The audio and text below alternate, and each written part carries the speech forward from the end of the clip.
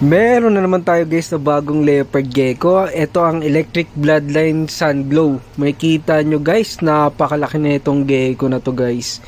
May kita nyo sa bulk na katawan niya. May kita nyo yung pagka-trempered ng buntot niya. Itong male na gecko natin na guys na to, isasalang natin sa female na Electric Bloodline. At sure na sure ako na maganda ikakalabas ng kanyang mga egg sa susunod natin na season ng breeding.